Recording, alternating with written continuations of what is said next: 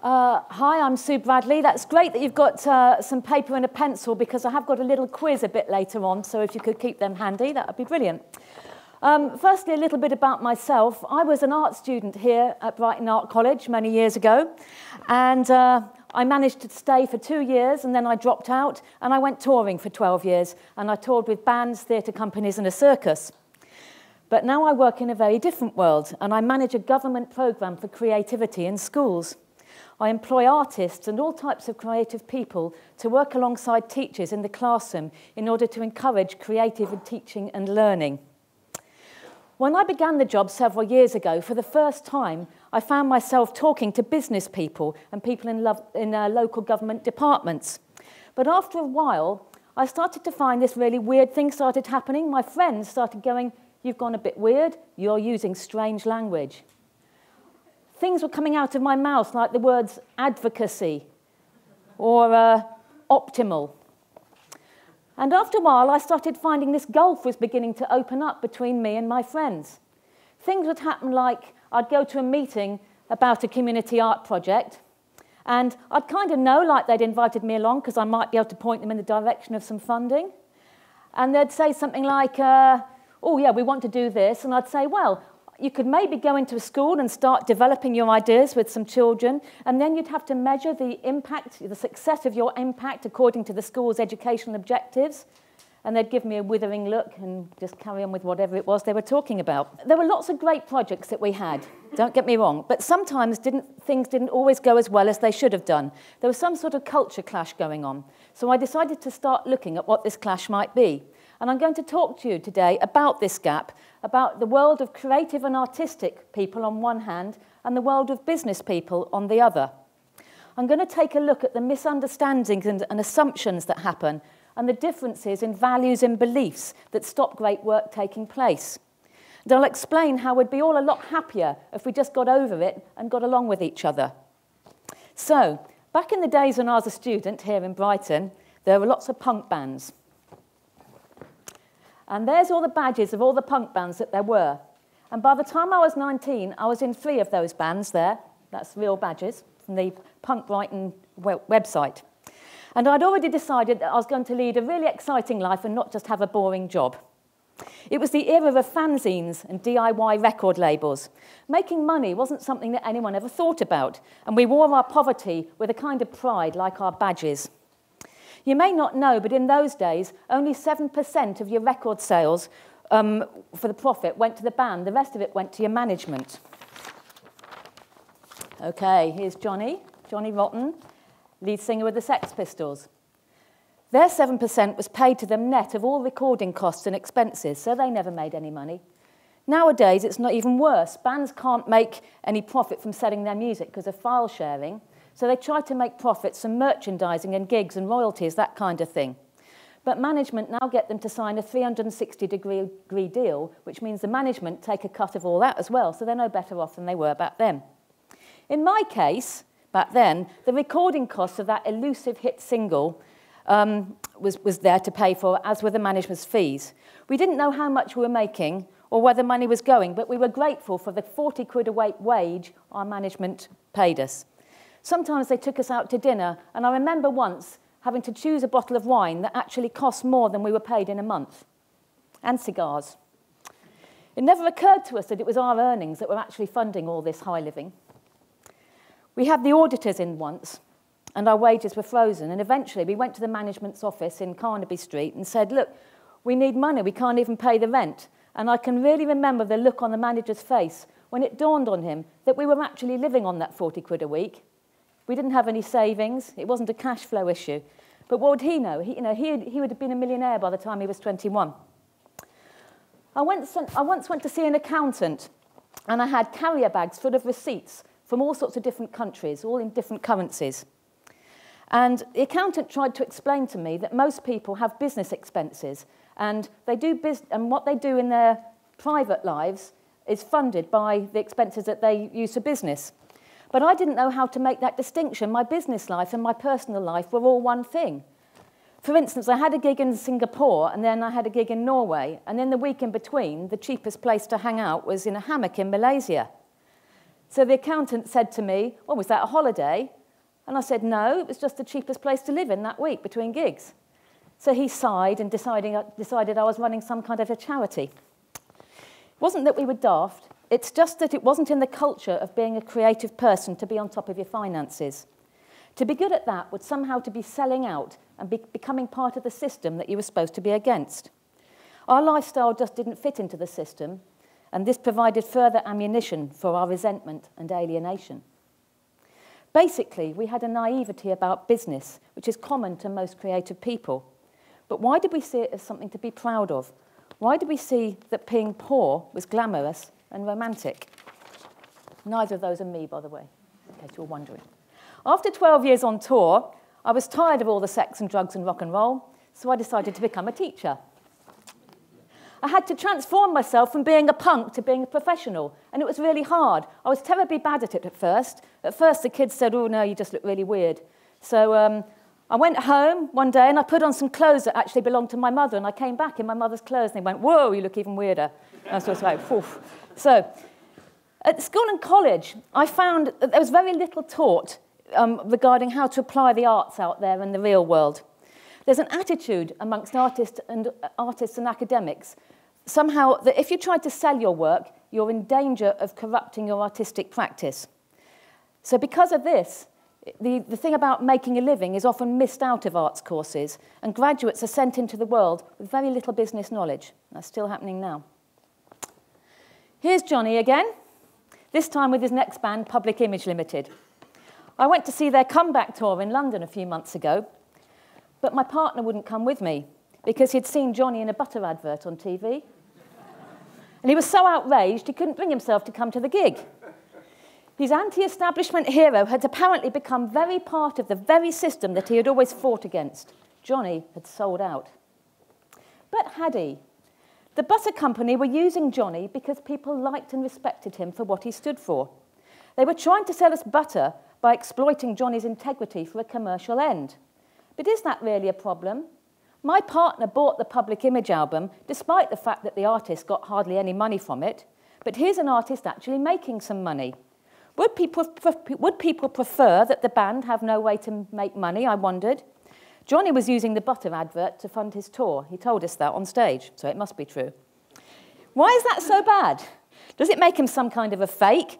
He still needs to eat whilst getting his message across, regardless of which side his bread is buttered.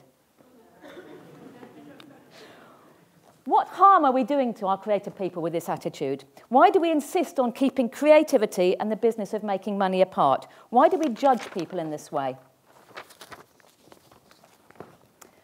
I think that the answer is to do with a set of values and beliefs which maintain these prejudices. And I call these prejudices Crarrogance, that's the arrogance of the creative person, and Barrogance, that's business arrogance, the arrogance of the business person.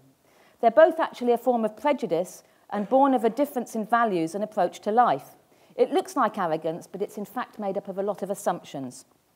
Then I wondered, what characterises the gap between Crarrogance and Barrogance? I'm just going to tell you about 3 of the things that I've discovered that cause conflict between business and creative people. That's language, lifestyles, and ways of working. So first of all, there's language. The language of each sector can be very difficult to understand if you're not used to it. Business people say things like, I noticed some breakage on that item. We might want to facilitate signage so there's some verbiage out there as to proper usage. And arts people say things like, people typically have a visceral response to my work, positive or negative, and knowing or meaning does not change that reaction.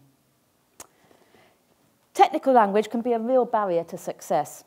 I once managed a project where a theatre company were going to come in and devise some work with the pupils in a school science department.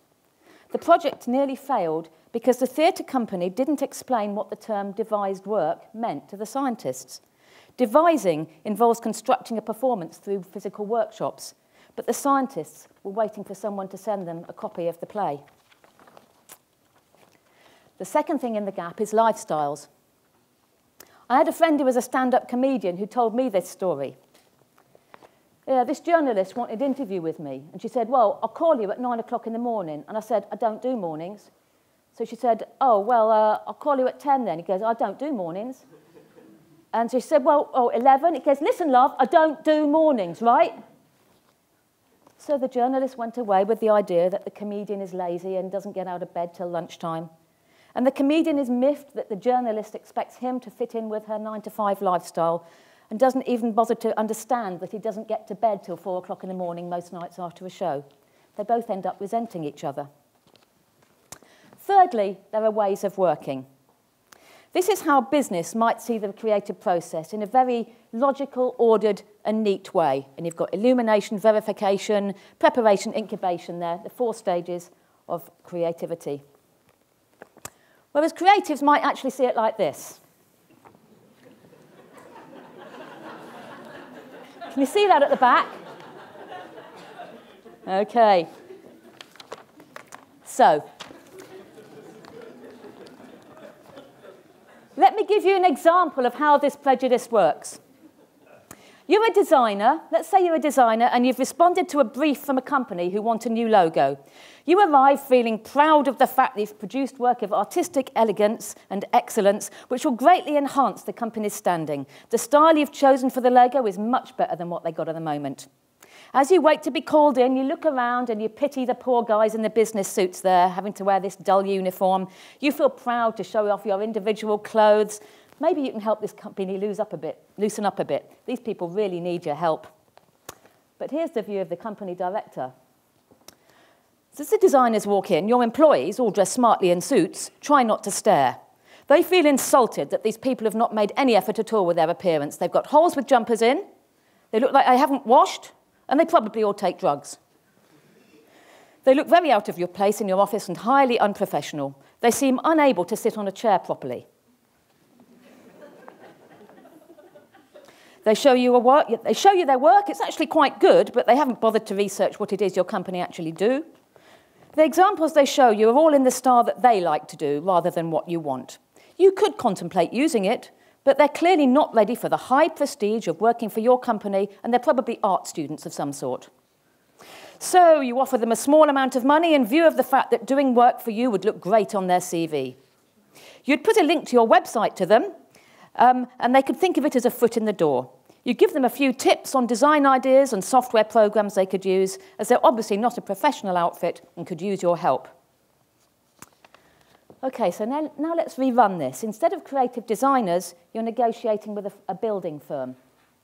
Would you suggest that a building firm work for free or just for the publicity? What would be their reaction? Here's another example of business arrogance, that's barrogance in action. Earlier this week, true story, I had a call from one of my creative practitioners who had just had an interview with a head teacher for some creative writing work in a school. This man's in his 40s and has been working as a professional writer for over 20 years.